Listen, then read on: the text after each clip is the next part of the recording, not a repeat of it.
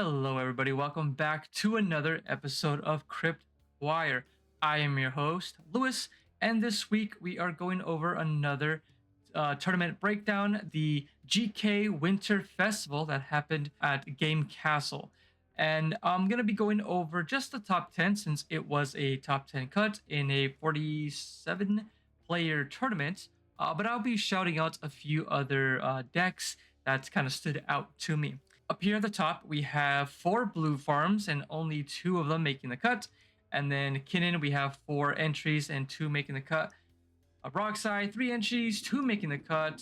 Magda, 3 entries, 1 making the cut. A Rog Thrasios, 2 entries, 1 cut. And a Niv, a 1 of 1. Thrasios, we got 4 entries. Sorry, Thrasios and Timna, TNT, 4 entries, 0 made the cut. And then we have a lot of 1-ofs. We have Plagan here, are pretty exciting to see. Stinky Tyam, Atraxa. We have a Cody, Vociferous Codex. So that's pretty interesting to see a Cody come back around. I can't remember the last time I saw a Cody, so I'm interested to know if that deck has any legs now post ban. I would say no. And then we have an Akiri Francisco.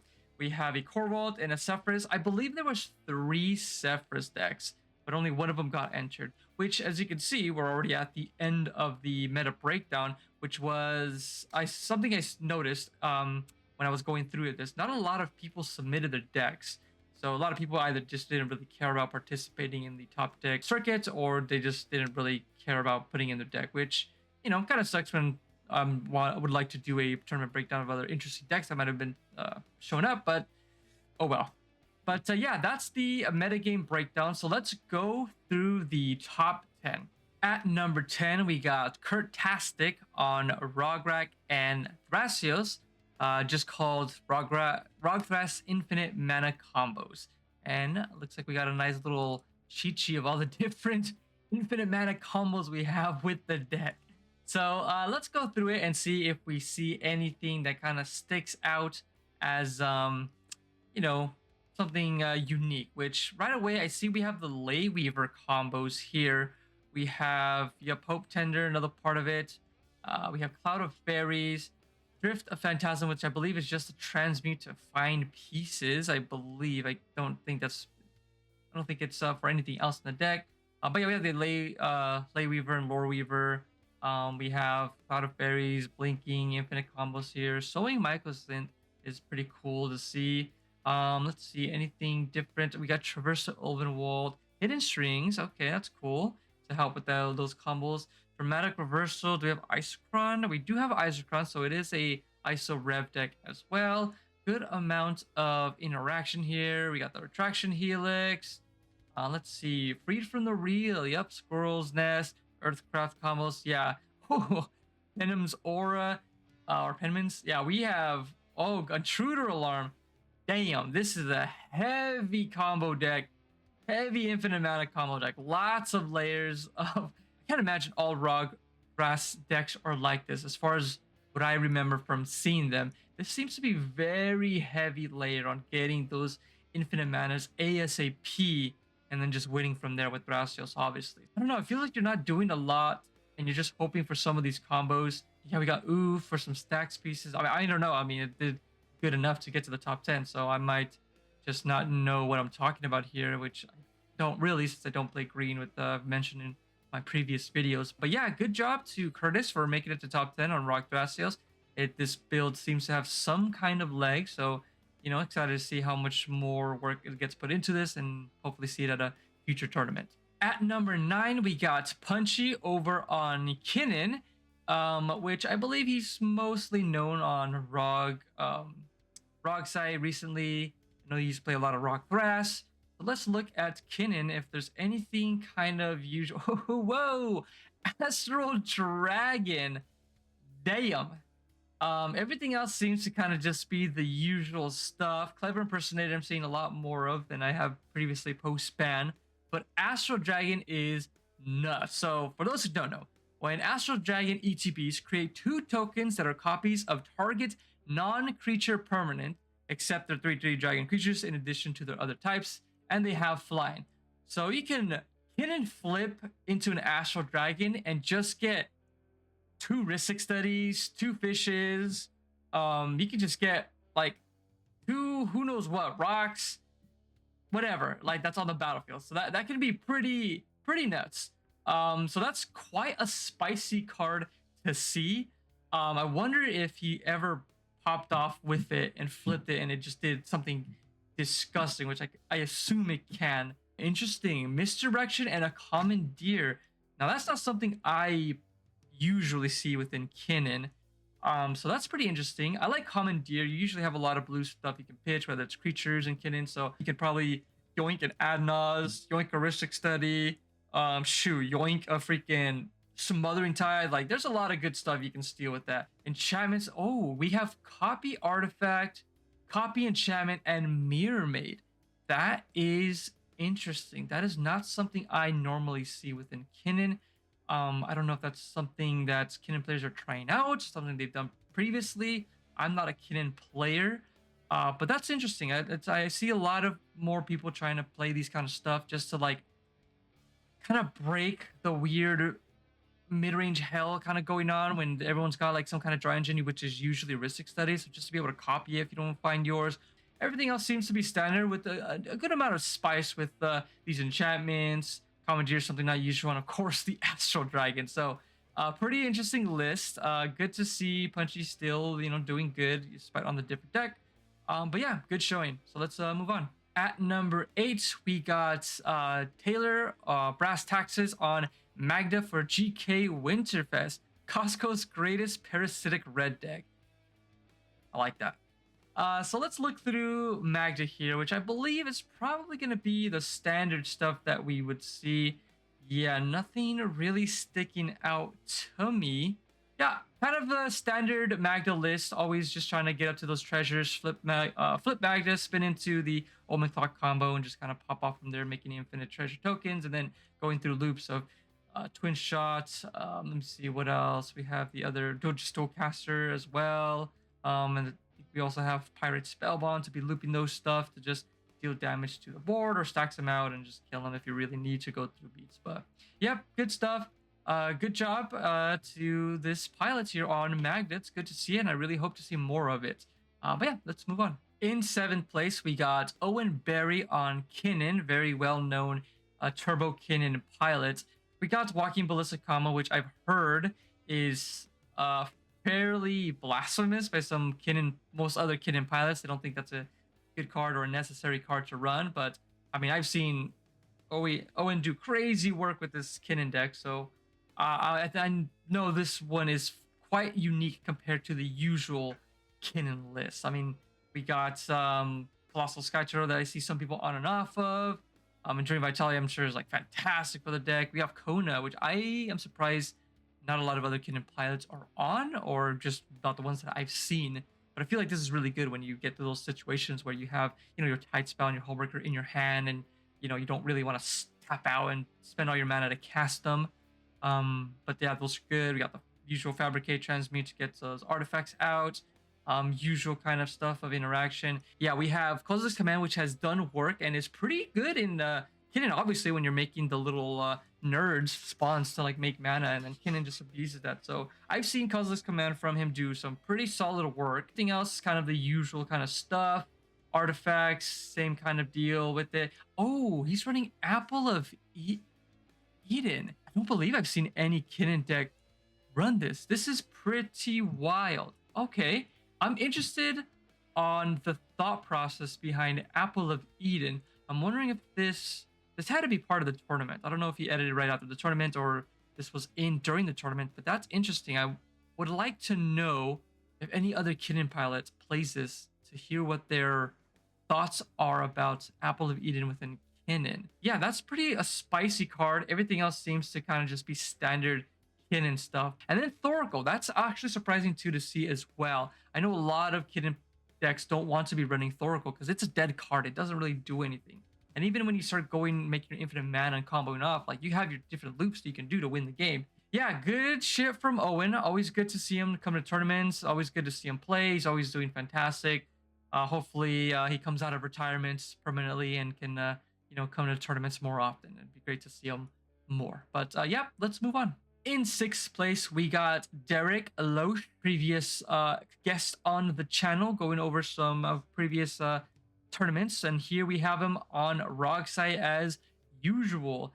And I believe we have most of the standard stuff we've been seeing: Waste Not and Leyline combo. Okay, both of those things. The usual stuff we would see is like the Remora, Breach, Necro, the two Necros, and Ristic Study, but Waste Not doing some work. I have yet to see Waste Not do anything in any of the Rogside games that I've been battling up against, but I am excited to see how it pops up, whether if I'm just watching it happen or if it's in a game.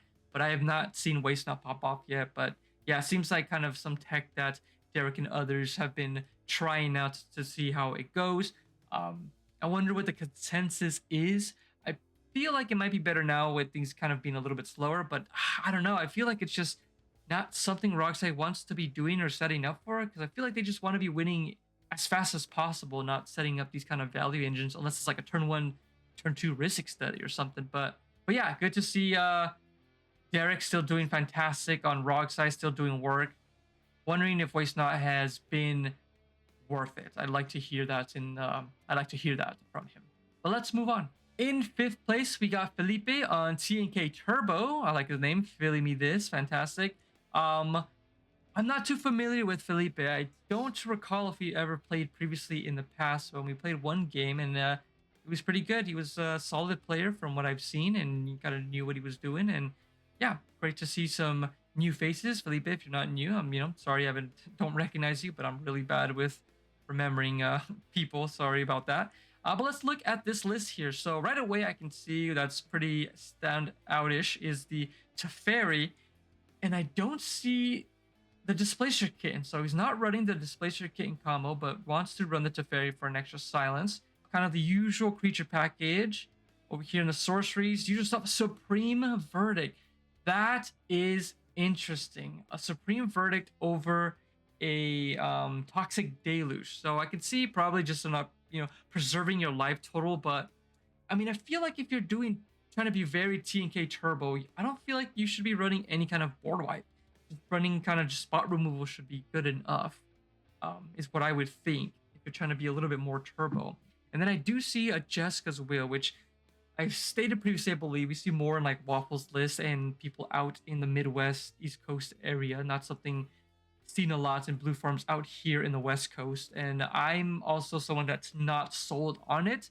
I'm not a big fan of making a whole bunch of red in a 4-color deck where red, you're running like what, 10, 11 red spells usually. Like, what do we got here? 1, 2, 3, 4, 5, 6, 7, 8, 9, 10, 11, 12, 13, 14. Yeah, 14 red spells. I mean, Flare doesn't really count. Neither does Simeon. So 12 red spells, really.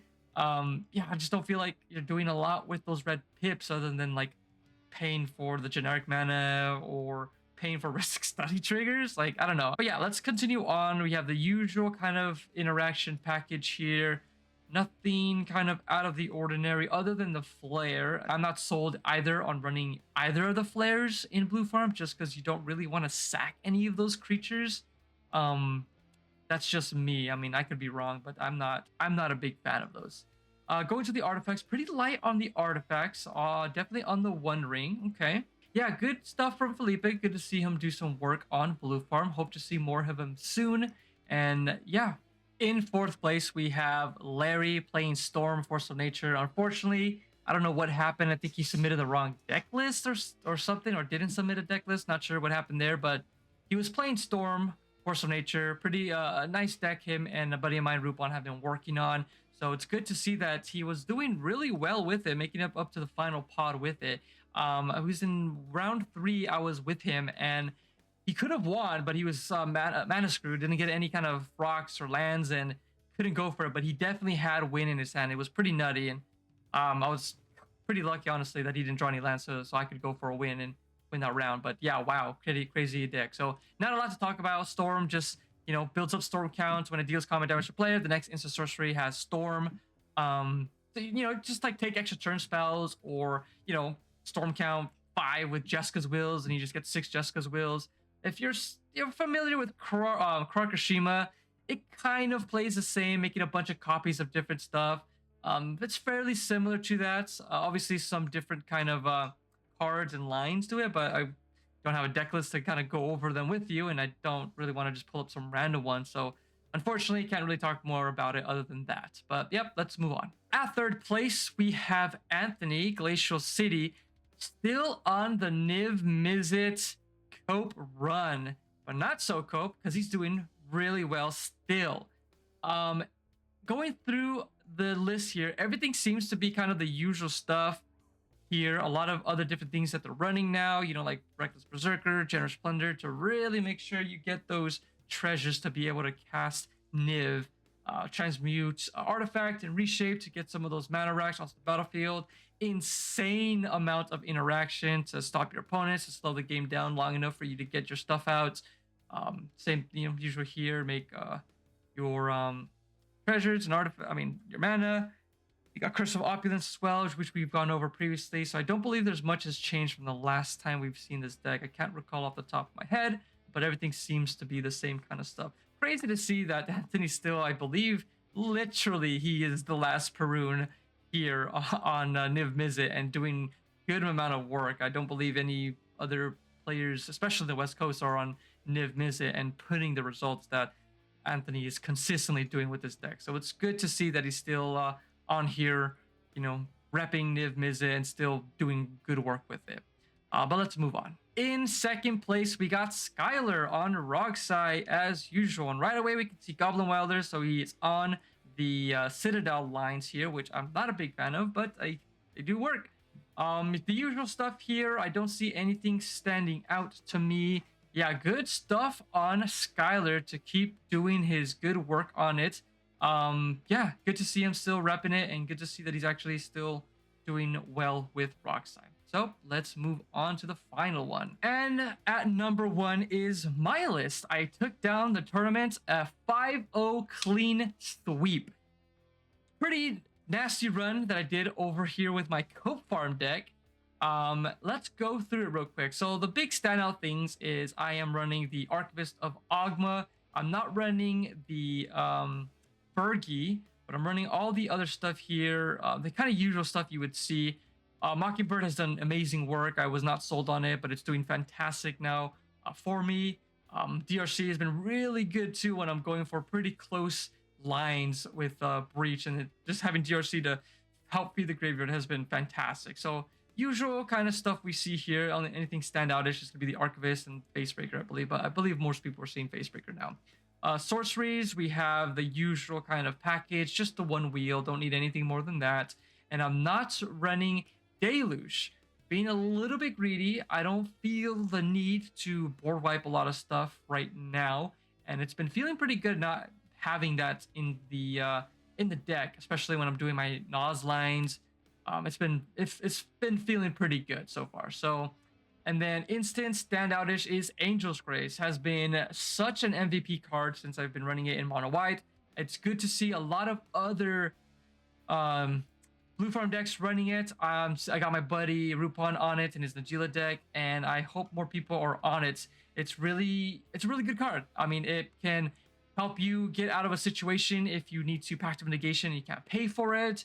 If you're going through a Final Fortune turn and you get stopped, Angel's Grace kind of prevents you from dying. It does so much work, and I'm gonna keep harping on it until everybody that's playing white is on it. The new edition I've had too as well is Reign of Filth. Now, I swapped this in for Mana Crypt just to have some more mana production, and unfortunately, I have not seen it yet. There's one game that I've seen it in that I hope to go over in another video when I'm going over like kind of a breakdown of the tournament report, is I was able to use it as counterspell bait, and it did what I wanted it to do in that situation, but every other time I just haven't seen it, or I see it through like a Nas line and I already have all the other pieces that I don't need it. So yeah, haven't seen it much yet. Mana Drain, I'm playing, putting back in a hard counterspell in the deck just to have something else other than Force of Will and Pact of Negation, and it's been pretty good. I've been able to use it to counter just any kind of 3 mana spell I see and be able to get Crom out. right after in my following turn. So, worst case scenario, I just get Crumb out. Other times I just get some rocks out. So Mana Drain, I've only seen it twice, and it's pretty good. I liked it both times that I've seen it. Even though one of those times that I've seen it, I got silence on my upkeep, so I couldn't spend the mana. But it did what I wanted it to do, and it was great. And it got out of silence from somebody to, they thought it was that scary. So yeah, I enjoyed the Mana Drain here. Let's continue on to the rocks. Standard kind of package, running just the Damir and Orzhov rocks, just because I want to make sure I have white and black mana to be able to get like Esper Sentinel or like an Imseal turn 1, and then blue obviously for fish.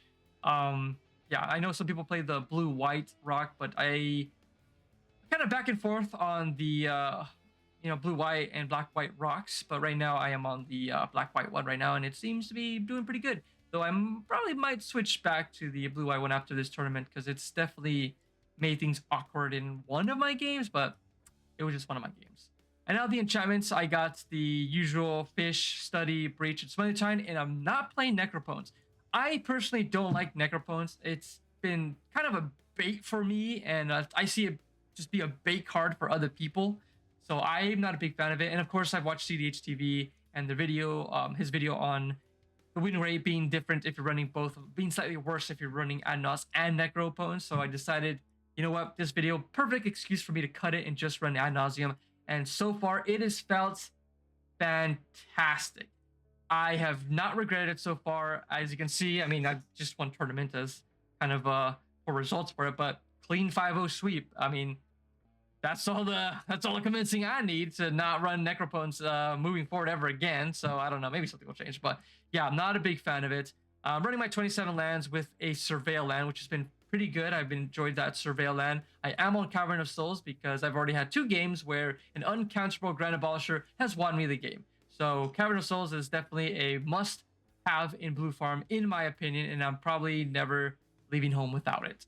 But yeah, not much else to really go over. I know that some Blue Farm decks are not running Professional Facebreaker and they're running Rev, which is like a more buffed up Ragavan. Though my problem with that is it's 4 mana, so it's a little bit more expensive. Professional Facebreaker is 3 mana. It's got Menace, even though the other one kind of gives your attacking creatures like Death Touch. But I believe just having the Menace is a little bit more reliable to ensure you're getting through. And then obviously being able to sack treasures to exile the top card of your library to find some more stuff. I enjoy that really well, especially when you have Smothering Tithe out. Oh, it's pretty nasty, which I hope to go over more in the tournament reports video. But yeah, it's pretty, it's pretty good. But yeah, that's gonna be it. That is it for the GK Winter Festival. Really good events held by Ori and Alex over at Game Castle. Very good TOs, very friendly people. That's going to be it for me tonight, guys. Thank you guys so much for tuning in for another video. I hope to see you guys for the next one. Thank you guys so much. Have a good night.